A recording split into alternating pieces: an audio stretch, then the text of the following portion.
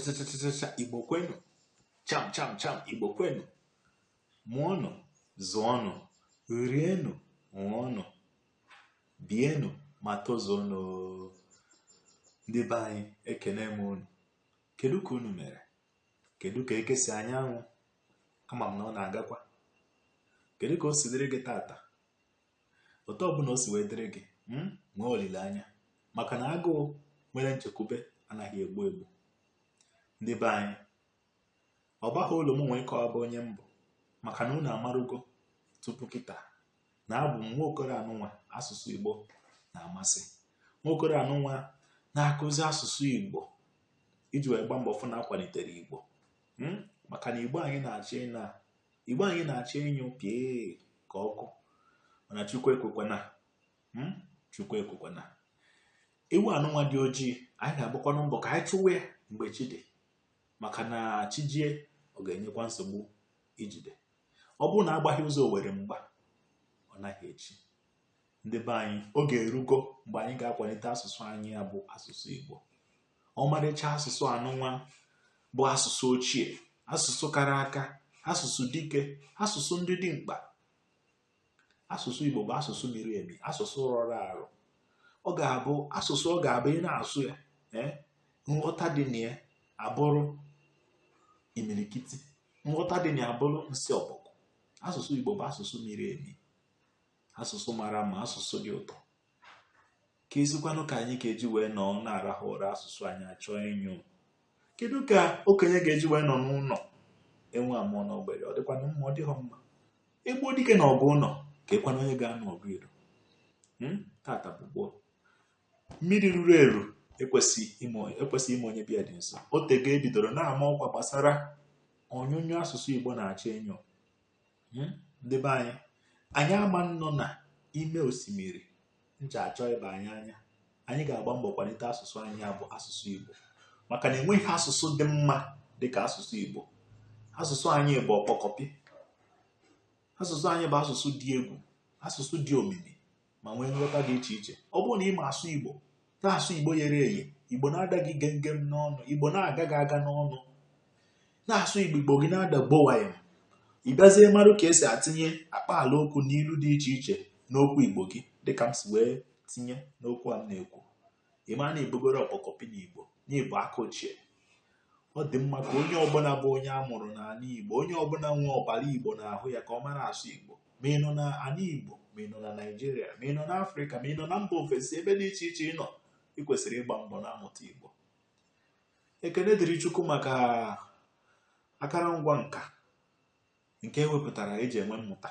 Ọ ihe na-enyere m aka kemgbe ụwa ịkụziri ndị be anyị asụsụ Igbo. Ebe ọbụla ị nọ, ị nọ US, ị nọ UK, ị nọ Canada, ị ka nwekwara ohere ịmụta Igbo site n'ịkpọtụrụ onye nkụzi dịka m, ma ọ bụ ikiri ihe mmepụta ọmụmụ mmepụtara gbasara nkụzi Igbo.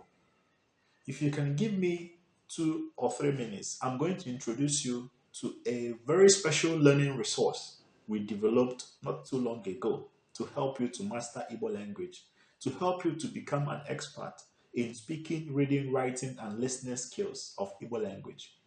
This is our Igbolingua practice test, the first and basic step you need to take in order to become proficient in Igbo language. Our practice test promises to prepare you and give you the skills you need to be a proficient user of Igbo language. And this particular practice test is the first and best of its kind. So we have various video courses which you can enroll in. And then this practice test helps to reinforce your learning by helping to assess, test, and examine your progress, and then even your proficiency in Igbo language. So this first practice test is the first step you have to take if you want to learn and master Igbo language. It is the foundational practice test. We have others, intermediate, advanced level practice tests, but this is the first in the series of practice tests we have developed to help you learn and master Igbo language. So in this particular practice test, we have various topics, important and critical topics discussed in this practice test. The first topic is the origin and ancestry of Igbos. So once you enroll in this practice test, you will first be tested on your proficiency and knowledge of Igbo language, Igbo people, their origin and ancestry. A lot of persons don't really know where the Igbos come from. So this practice test is going to test you on your knowledge of the origin and ancestry of Igbos. And one thing about this practice test is that you don't just take the test, you also get corrected and have other resources that will help to teach you more about those topics. So once you are done testing yourself on the history, origin, and ancestry of Ndi Igbo, the next one will be ABD or Mkpụrụedemede Igbo. Remember, the Igbo orthography, Mkpụrụedemede Igbo or ABD Igbo, is the fundamental thing you need to learn if you want to master Igbo language, because it's with alphabet that you can form words, and then words you form sentences, and then become proficient in a language. So if you do not learn and understand the nitty-gritties of the Igbo alphabet, then it's going to be very difficult for you.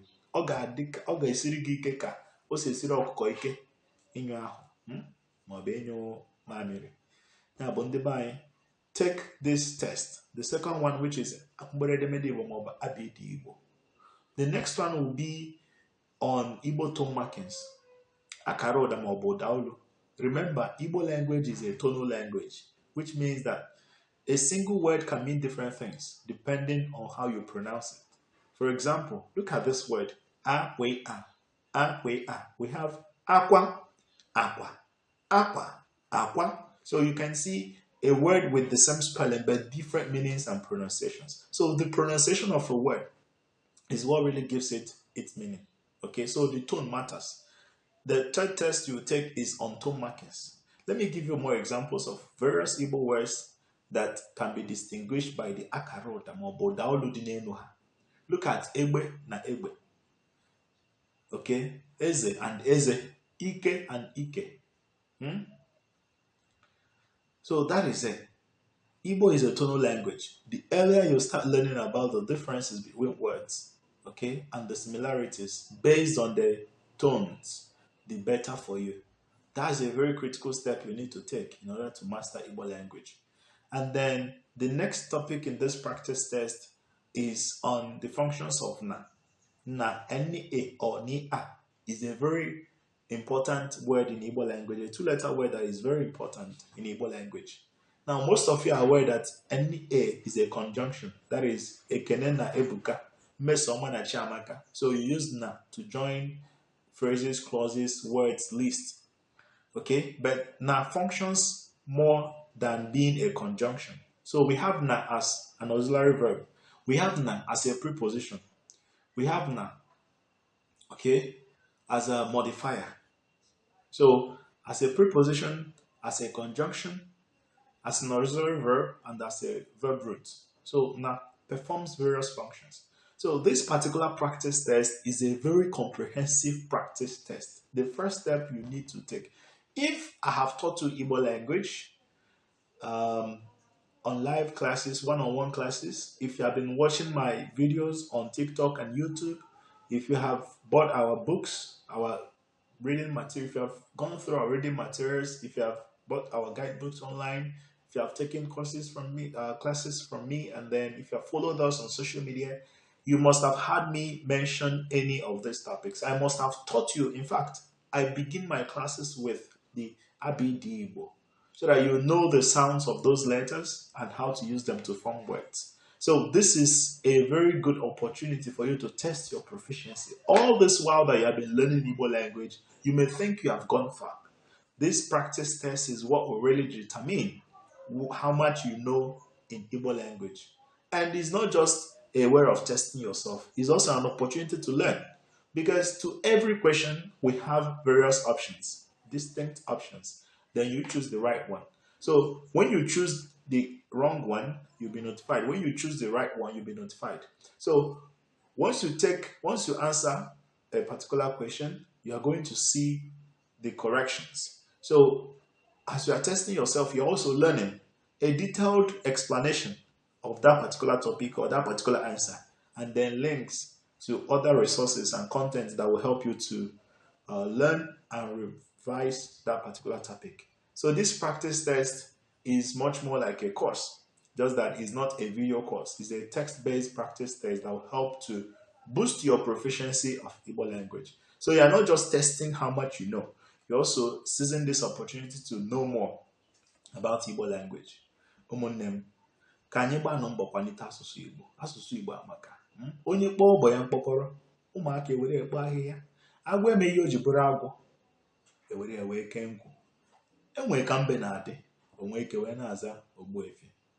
Ka anyị gbanụ mbọ kwalite asụsụ anyị abụ asụsụ Igbo ka ọ ghara ịnyụ ka ọkụ. Okenye ama nọ n'ụlọ ịnwa nwụọ n'obere. Ndị be anyị echeteka, mana tata bụ gboo. Mmiri ruru eru ekwesịghị ime onye bịa dị nso. Nwayọọ nwayọọ ka eji aracha ofe dị ọkụ. Nwayọọ nwayọọ ka eji naja adị n'ogwu. Ọfọ ka ide iji awa ana. Kama m ga-anwụ ka m dọrịba, maka na ụwa bụ ndọrị ndọrị. Ka anyị jisie n'ike ndị Igbo, ka anyị jisie n'ike chụwa ewu anụnwa dị ojii n'ehihie tupu chi ejie. Ka anyị gbaa mbọ kwalite asụsụ Igbo, ka ghara ịdị ka ndị hapụrụ obi ha wee chie. Maka na oke soro ngwere ma mmiri, ọkọ ngwere oyi ga-atụgbu oke. Ndị be anyị ka anyị kweta ka anyị ha, maka na onye ekweta ọka ọha ebulie gafee ama nna ya. Atụrụ si na eburu egwu bata n'ama nna ya, na ọ bụ na ya amaghị ya ga-eme, nya awụwa ntụ, nya achawa ntụ, nya awụ n'iwe elu, na ha niile ebu egwu. Ndị be anyị bụ ndị Igbo, ka anyị mata na asụsụ anyị bụ asụsụ Igbo bụ ezigbo asụsụ, asụsụ tọrọ atọ, asụsụ miri emi, asụsụ kara aka, asụsụ ndị odogwu. Ọ bụrụ na ị ma asụ Igbo, mara agụ Igbo, mara ede Igbo, na-anụ Igbo ọfụma, na-asụ, na-anụ, na-agụ ma na-ede, bụrụ aka ochie na ngalaba Igbo anụnwa dị iche iche. Ịma na ị ga na-asụ Igbo, Igbo ga na-ada gbowany gbowany, na-ada gem gem gem. Igbo ga-enwe nghọta zuru oke. Ị mara atụ ilu, mara ejiri ala okwu ekwu okwu, mara ngalaba dị iche iche dị n'asụsụ Igbo, wee nwee ike na-asụ Igbo ọfụma. Ị mara na ịpụta n'ọgbọ, ịkwụrụ chịm, ụkwụ esie gị ike n'ala, ị nwee ike wee gwa ọha na eze okwu na Igbo bụ Igbo dị gem gem. Ọ bụghị ngiri Igbo, mana Igbo dị gem gem, Igbo zuru ezu, Igbo kpọrọ akpọ. Ndị be anyị dike mee nke o ji o si n'ọgbọ pụọ. Tata bụ gboo, tata bụ gboo. Anyị ga na-achụ aja anụnwa ka ikpe na-ama ndị mmụọ. Enroll in this practice test and start your journey towards advancing your proficiency in Igbo language. We equally have video courses, and then we have lessons on social media platforms. But if you want one-on-one classes with me or our other tutors, please reach out to us directly. Igbolingua is committed to teaching you Igbo language and promoting the Igbo language all over the world. So this is an opportunity for you to test your proficiency. Enroll in this practice test course right away. Take this first step. Once you are done, enroll in the next and the next. By the time you take all the practice tests, I promise you, you are going to see remarkable growth in your Igbo language proficiency.